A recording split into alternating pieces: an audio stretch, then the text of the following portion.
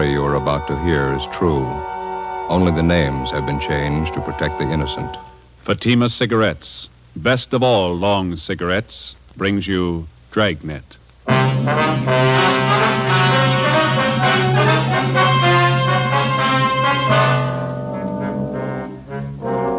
You're a detective sergeant. You're assigned to homicide detail. A socially prominent citizen is plotting to kill his wife. He tells you his plans for the murder.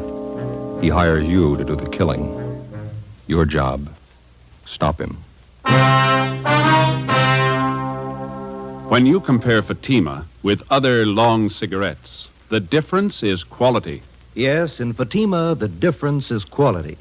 If you want a long cigarette, smoke the best of all long cigarettes. Smoke extra mild Fatima. Fatima is the quality, king-size cigarette because it contains the finest Turkish and domestic tobaccos superbly blended. And Fatima is extra mild with a much different, much better flavor and aroma than any other long cigarette. Because of its quality, its extra mildness, its better flavor and aroma, Fatima has more than doubled its smokers coast to coast. So enjoy extra mild Fatima yourself. You'll find king-size Fatima different from other long cigarettes. They cost the same, but in Fatima, the difference is quality. Smoke Fatima, the quality king-size cigarette. Best of all long cigarettes.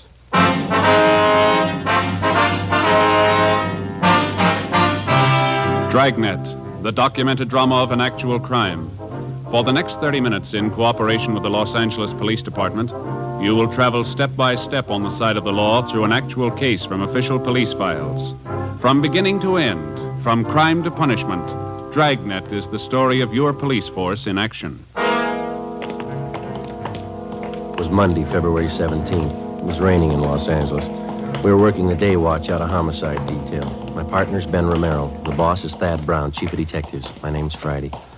It was 4:18 p.m. when we got to room 26, chief of detectives' office. Come on in, man. Have a seat.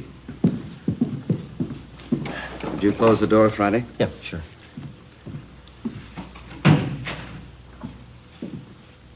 Captain Steed, Sergeant Romero, Sergeant Friday. I'd like to have you meet Special Agent Ray Kimball, Public Utilities Commissioner. Mr. Kimball. Mr. Kimball. And his friend, Mr. Trudeau. How do you do? Mr. Trudeau. How are you, sir?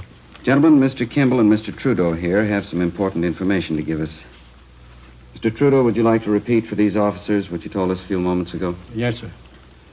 Well, a friend of mine wants me to kill his wife for him. I'm convinced he means to go through with the thing. Naturally, it goes without saying that Kimball here will back up the veracity of the story. Well, Mr. Trudeau, who is your friend? How long have you known him? His name's Charles Stone. Guess maybe you heard of him. Owns a string of warehouses around town. I used to work for him. Oh, yeah. Go ahead. Well, the other day he called me and asked me if I was working. I told him no. Then he asked me to meet him in front of the public library. And that was last Saturday afternoon. Did you meet him? Yes, I did. And he took me to a bar in the neighborhood, started telling me all about his troubles at home. Mm-hmm. He said his wife was stepping out on him, running around with other men. Well, we had quite a few drinks, and I guess I thought that's what accounted for it. What's that, Mr. Trudeau? Well, he leaned toward me and he said, here's the dope. The wife and I haven't been getting along well at all for about a year. She's stepping out with some other guy on me, and to make a long story short, well, that's when he told me. Yes, sir. He said, I want to lose her. What do you say? Well, I told him I didn't quite get the drift of the thing, and then he said, I want my wife killed. I'll pay you $1,000 for the job. Mr. Trudeau, have you any idea why he contacted you on this thing? Well, I don't know, other than the fact that I hadn't been able to work for some time. He knew I needed the money pretty badly. As soon as I was sure he wasn't kidding about the murder, I told Mr. Kimball here. He's an old friend of mine. Yeah. He said the only thing to do was to take it to the police. Did this Mr. Stone make this proposition to you more than once? Yes, he did. Kept reminding me how much I could use the $1,000. Well, all I could say was that I knew his wife too well. I couldn't do it. And what did Stone say to that, sir? Said I had cold feet. Told me I was just like another man he'd lined up to kill his wife. Told me if I didn't want the job, he'd get someone else to do it. Do you think he might go for a substitute, Mr. Trudeau, one of our men? Well, I don't know, Chief. There's only one thing I'm sure of. Yes, sir. He wants his wife dead. 4:42 p.m. The meeting in the chief of detective's office went on. A man by the name of Charles Stone wanted his wife murdered. He'd offered $1,000 for her death. He'd approached 2 men to do the job. Both had refused. From the information we'd received, we knew he wouldn't stop there. There are a lot of people who'd kill for $1,000. It was only a matter of time till he found one. A plan was formulated, and Ben and I were assigned to the case. 5 p.m. Together with Captain Steed and Mr. Trudeau, we left Thad Brown's office and went down the hall to homicide. In your last meeting with Stone, Mr. Trudeau, you refused outright to have anything to do with this plan to have his wife murdered. Is that right? That's right. Did you leave any opening at all? Well, just to get away from the guy, I told him if I heard of anybody that'd do the job, I'd let him know. You think that maybe he'd listen to you if you went back and suggested somebody? I don't know. He'd listen to me, but he's no dummy. You got to understand that. He's going to be careful. Well, which one of you is going to play the killer? I'd like to try it, Skipper. Who's going to fit the part best? Trudy here just told you this Charles Stone's no pushover. I don't know, Captain. This officer here... Me? Yeah, no offense, but I'd sure peg you for a cop. You would? Why's that? Well, I don't know. You just look like one, I guess. Well, Joe is a little closer to average height, weight. Yeah, that's what I mean, Captain. He doesn't look like a cop. All right. Now, Mr. Trudeau, you're willing to go along with us on this thing? Certainly, Captain. Anything I can do. You just tell me what you want. Well, just as soon as possible, we'd like to have you contact Mr. Stone. You'll know how to approach him so as not to make him suspicious. Yes, I think I can do that. Joe, how do you want to go about this? Well, I better use some kind of an alias. Let's see, Matson. Joe Matson. Mm-hmm. How about Kelly? Just plain Kelly? That's fine with me. Good. Now, how about your background? Better get that straight with Mr. Trudeau here. Well, suppose I tell him I'm from Phoenix, huh? I know that town pretty well. He might ask me some questions about it. Okay. And now, how'd you happen to know Trudeau, the Army? Did you ever serve in the Army, Mr. Trudeau? Yes, sir. 42 to 45. CBI theater. All right. Well, we served together in the Army, huh? Let's make it in China. Quartermaster Corps, all right? All right. And now, Mr. Trudeau, this is all you'll have to do. Set up a meeting with Stone as soon as possible. Introduce Friday as the man who's willing to do the job for him, an old Army friend. Then step out of the picture as quickly as you can. All right, Captain. I understand. It goes without saying, we certainly appreciate your cooperation. And not at all, sir. Only glad I'm in a position to help out. We'll probably save that woman's life. I wish I could be sure. How do you mean, Trudeau? The last time I saw Charlie Stone was 3 days ago. Maybe he's hired somebody else.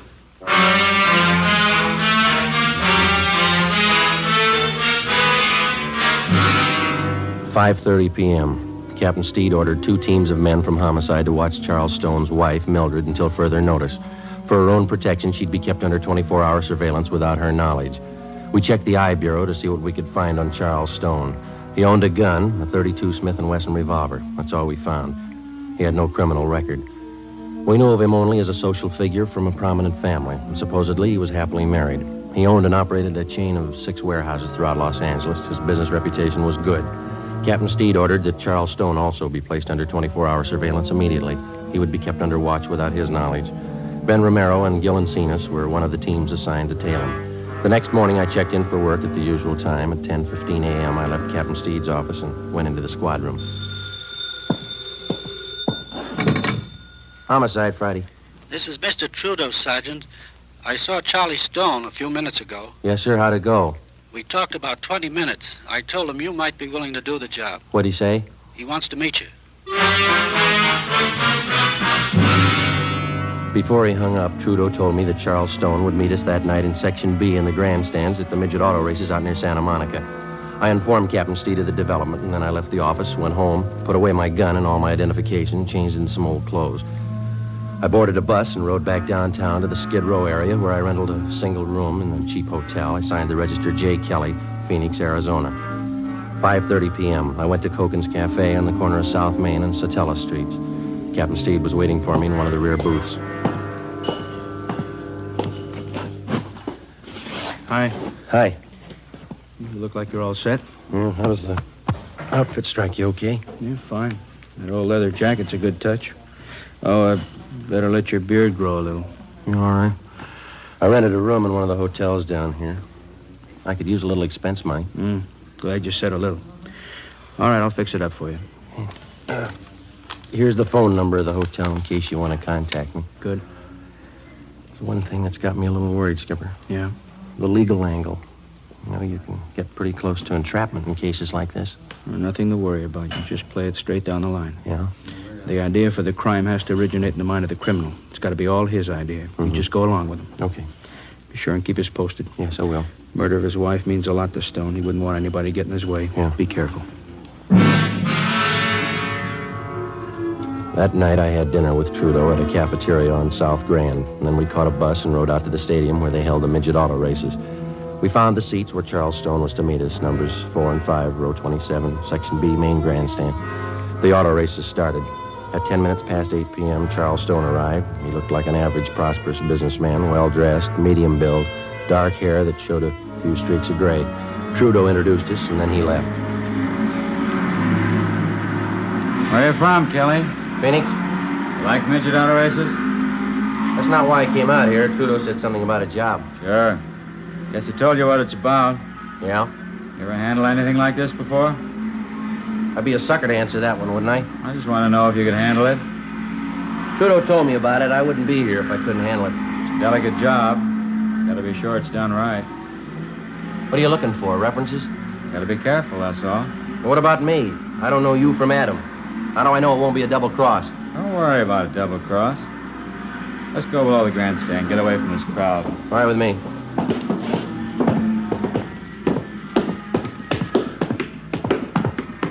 You haven't said anything about money yet. Plenty of time to talk money. I'd like to know. How much you want? Trudeau said 1,000. Yeah. When could you get it? When would you want it? Before? I'd be a dope to do the job without getting paid first. I'd be just as stupid to give it to you first. Say, can I buy you a hot dog, cold drink? Okay.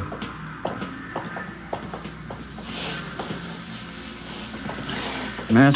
Yeah, One hot dog, couple of root beers. 1 dog, 2 beers. You like root beer? Sure. How about settling on the dough, huh? You do the job, you'll get paid. You can ask Trudeau if you like. He'll tell you I keep my word. Well, it's got to go fast, that's all. I may have a job lined up in Phoenix. I got to get that dough and some new clothes. Got to put up some kind of a front. That's why I need the dough fast, no waiting. You'll get your money. We can work out something. Hot dog, 2 root beers, 40. Mustard's on the counter. There you are. Thank you.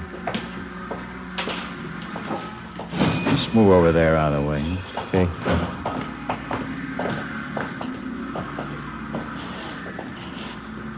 But you haven't told me yet. What? How do you want it done? All depends. I haven't got my gun. I'm on the lam. Have you got one? No, I don't own one.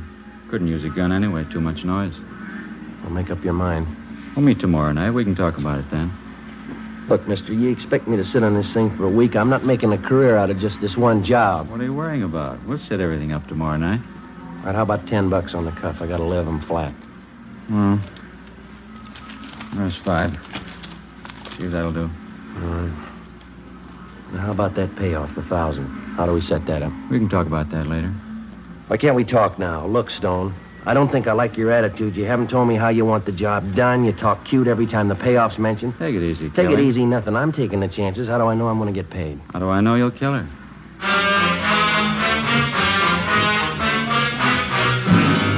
Before I left Charles Stone, we set up a meeting for the following night at 8 o'clock. I caught a bus and went back to the hotel room. So far, I'd been unable to get any other corroborative evidence on Stone, evidence that could be presented in court. The next morning, I called the office and kept them posted on developments. I had my meals at a lunch counter next door to the hotel, and I stuck pretty close to my room. At 2:30 that afternoon, Ben called. We tailed Stone to the midget auto races last night. Did you do any good? Oh, not bad. It's going a little slow, though. We tailed him after he left you. He drove to a Beverly Hills address, apartment house. Thought he lived in Glendale. He does. The apartment he went to is registered to a Jean Howard. Stayed till 4 this morning. Checked the Howard girl out. She's a secretary at one of Stone's warehouses. Oh, maybe that explains why Stone wants to get rid of his wife, huh? Here's one more thing. We tailed him to a gun shop this morning. Bought a couple of things, and after he's gone, we checked with the store clerk. Told us Stone bought a box of shells, 32 caliber. Same kind of gun he had registered in it, 32 S&W? Yeah. That's funny. Stone told me he doesn't own a gun. Doesn't look too good in my book. All right, now let's don't start worrying, huh? Don't trust him a dime's worth, Joe, that's all. All right. You want to check with me later on? I got to keep this line open. Yeah, all right. See you later. Right?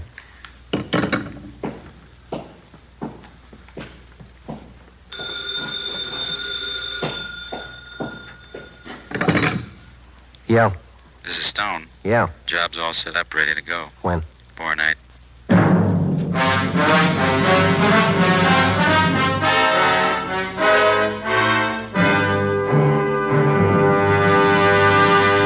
You are listening to Dragnet, the case history of a police investigation presented in the public interest by Fatima Cigarettes. If you smoke a long cigarette, it will be in your interest to listen to a typical case history of a Fatima smoker. It's the case of New York cover girl Rita Daigle. This is her actual signed statement. I find Fatima different from other long cigarettes. They cost the same, but in Fatima, the difference is quality, and they're extra mild. You see, Fatima is the quality king-size cigarette because it contains the finest Turkish and domestic tobaccos superbly blended. And Fatima is extra mild, with a much different, much better flavor and aroma than any other long cigarette. Because of its quality, its extra mildness, its better flavor and aroma, Fatima has more than doubled its smokers coast to coast. So enjoy king-size Fatima yourself. You will find king-size Fatima different from other long cigarettes. They cost the same, but in Fatima, the difference is quality. Yes, in Fatima, the difference is quality. Ask your dealer for Fatima, the quality king-size cigarette. Best of all, long cigarettes. Start enjoying Fatima tomorrow.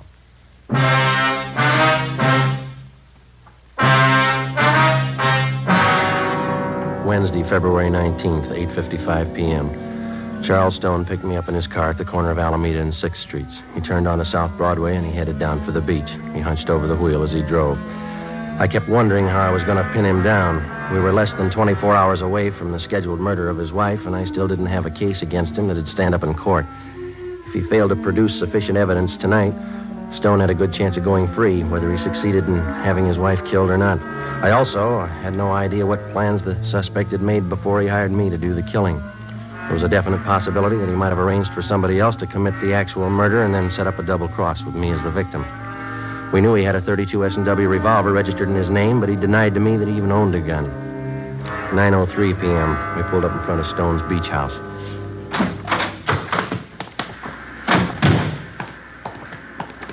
Most of the other homes around here are vacant, summer places. People don't start moving in till 1st of May. But you said you were afraid of the neighbors seeing you here. There's some living up the next block. Oh. Can't afford not to be careful. This one here.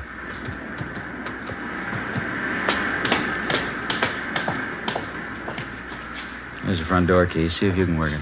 I know how it works. You go ahead and open it. All right.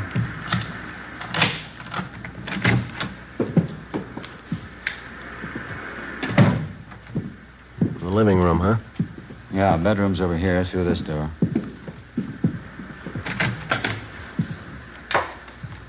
Uh-huh. All right, what's the story? Where do I start? My wife should be here about 6 o'clock tomorrow night. She'll be coming down alone to get the house ready for a weekend party. When do you want me here? About 4 in the afternoon. Here. Here's the key to the front door. Better pick it up and hand it to me, huh? Okay, here you go. First thing you do when you get here is pull out all the drawers in the bedroom bureau, scatter things around, make it look as much like a burglary as you can. Yeah? Same here in the living room. Desk drawer, table, cupboards. Turn them inside out, throw things around. Leave my fingerprints all over everything? I've taken care of that. Old pair of gloves of mine. You'll find them here in this drawer, remember that. All right. Let's see now, Oh, yeah, sash cord. I'm sure this ought to serve the purpose. Shouldn't have any trouble.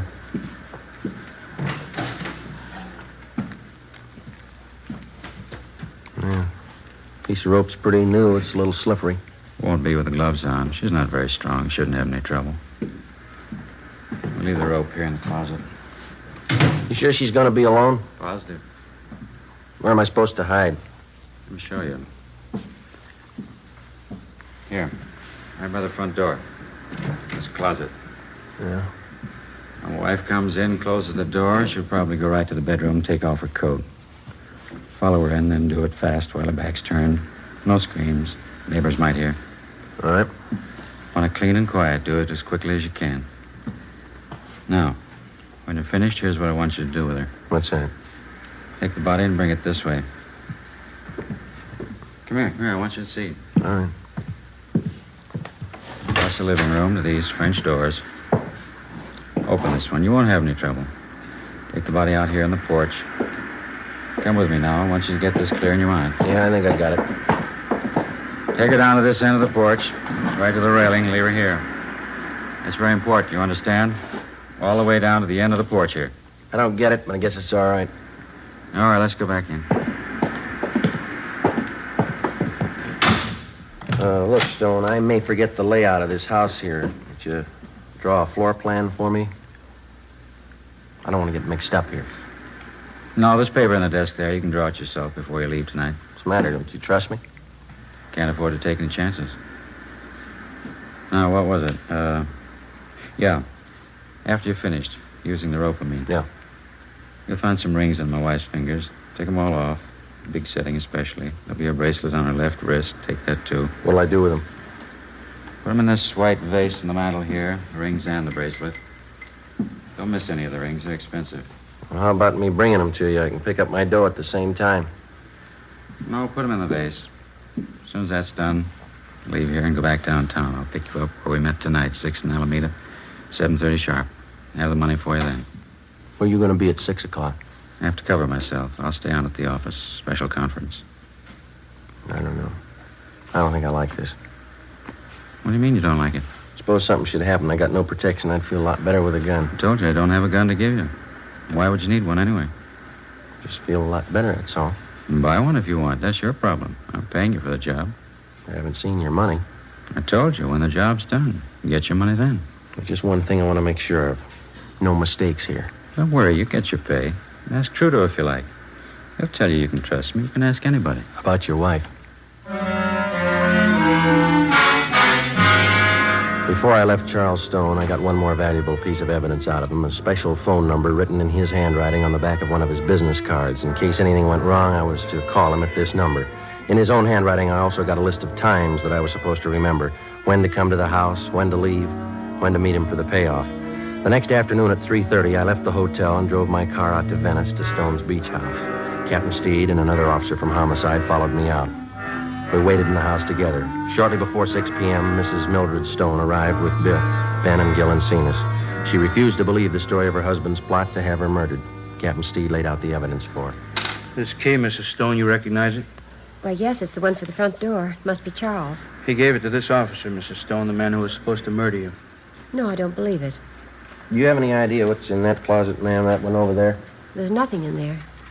I cleaned it out the last time we were here. I cleaned out all the closets. I'd like to show it to you, ma'am.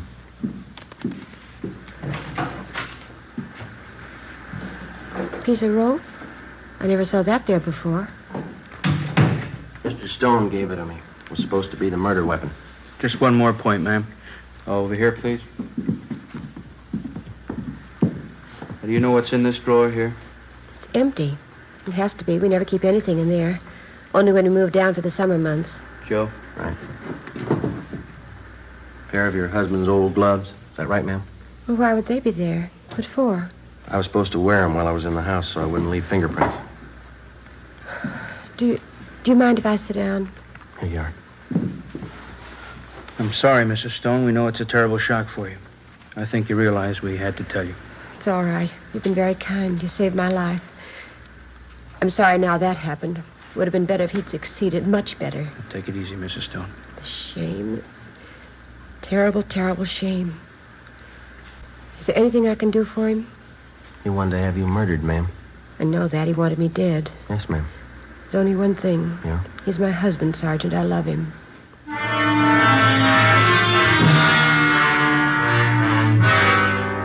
6:45 p.m. I telephoned Charles Stone and told him the job was done. His wife was murdered. He said he'd meet me at 6th and Alameda Streets for the payoff as scheduled. I waited. He failed to show up. At 7:30 p.m., Stone was placed under arrest as he parked his car in front of their Venice beach house. A loaded .32 caliber revolver was found in his pocket. He was taken back to the city hall, the chief of detective's office. Ben and I waited outside the open door. We could hear Thad Brown start the interrogation inside. Do you know what we have you down here for, Mr. Stone? No, I haven't the faintest idea. What would you say if I told you your wife had been murdered? I think you're crazy. What would you say if I told you that you're accused of her murder? It's silly. It's ridiculous. I've been at work all day. I can prove it. All right, Friday, come in. Yes, sir. You ever meet this man before? I've seen him on Skid Row. I don't know him. Do you recognize the man you hired to kill your wife? I don't know the man. I didn't kill my wife. I don't understand all this. The name's Kelly, Mr. Stone. He's some fake officer. He's a Skid Row bum. I don't know him. I don't think that's going to make it, Stone. Both you and your wife have been tailed constantly for the last couple of days. Photographs taken. Midget auto races. 6th and Alameda. Beverly Hills apartment. Crazy. You don't know what you're talking about. Mike, would you send the lady in, please?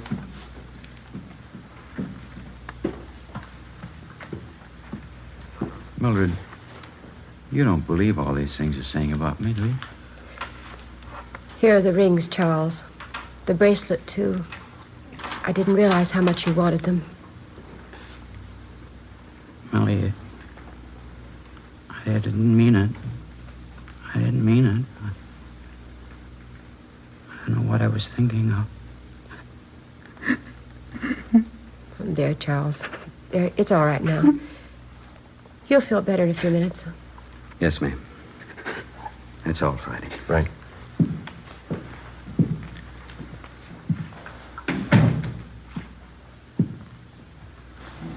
What's it look like, Joe? He's starting to talk. It's got me. He tries to have her murdered. She goes to bat for him. What's it prove? He sure must love him. What do you think? How about a cup of coffee?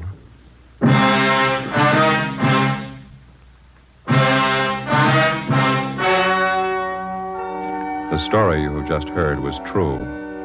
Only the names were changed to protect the innocent. On May 2nd, trial was held in Superior Court, Department 89, City and County of Los Angeles, State of California. In a moment, the results of that trial. And now, here is our star, Jack Webb. Thank you. To the working detective, the difference between guilt and innocence is proof, in the form of physical evidence, in the form of testimony gathered from reliable witnesses. In determining any suspect's guilt or innocence, the difference is actual proof. Now, when you compare Fatima with other long cigarettes, the difference is quality, and Fatima is extra mild. If you're a long cigarette smoker like I am, smoke Fatima. You'll find Fatima different from other long cigarettes. They cost the same, but in Fatima, the difference is quality. Start enjoying Fatima tomorrow.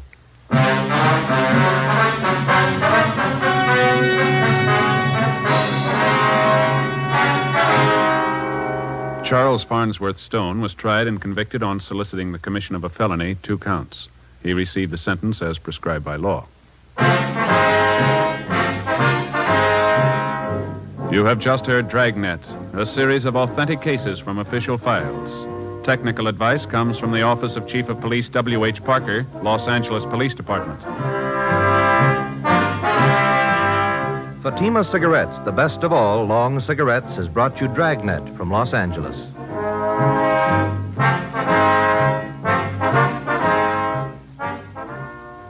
Hi, folks. This is Bob on the air for Chesterfield. Every Tuesday night, consult your local paper for time and station hope. And Bing, on the air for Chesterfield every Wednesday night, Crosby.